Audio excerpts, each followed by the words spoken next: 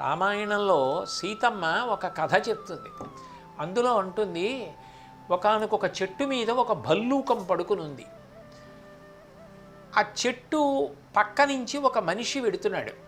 వెనక నుంచి పెద్ద పులి అరిచి తరువుకొచ్చింది. అతను వెంటనే గబగబా ఈ చెట్టు మీదకి ఎక్కాడు.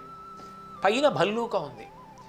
పైన భల్లూకం తినేస్తుంది, కిందకొస్తే పులి తినేస్తుంది. అతను వణికిపోతూ చెట్టు మీద కూర్చున్నాడు.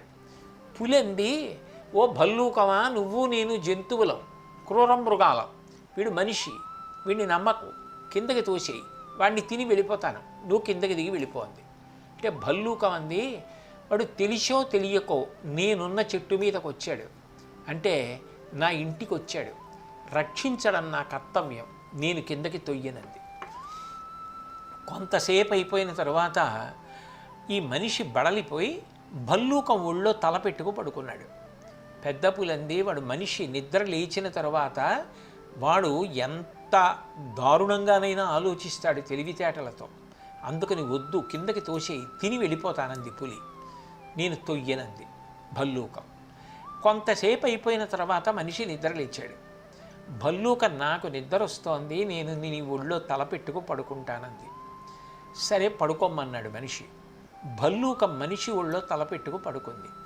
కిందనున్న పెద్ద పులందే, అది భల్లూకం, నిద్ర లేస్తే దానికి ఆకలేస్తుంది, అప్పుడు నిన్ను చంపేస్తుందో మనిషి, అందుకని భల్లూకాన్ని కిందకి తోసి దాన్ని తిని వెళ్ళిపోతాను, నువ్వు కూడా కిందకి దిగి వెళ్ళిపో నీ మార్గంలో అని. వెంటనే మనిషి భల్లూకాన్ని కిందకి తోసేశాడు. అది అలవాటు మీద కింద పడిపోతుండగా చెట్టు కొమ్మలు పట్టుకుని మళ్ళీ పైకి ఎక్కింది. పులి అంది, చూసావా మనిషి ఎటువంటి వాడో, కిందకి తోసేయి అంది. అంటే భల్లూకం అంది, వాడు నాకు అపకారం చెయ్యాలని అనుకుని ఉండి ఉండవచ్చు, నన్ను తోసేసిన మాట వాస్తవం, అయినా క్షమించడం గొప్ప గుణం, నేను తొయ్యను, నేను వాడిని నీకు ఆహారంగా ఇవ్వను, నా దగ్గరికి వచ్చాడు రక్షిస్తానంతే.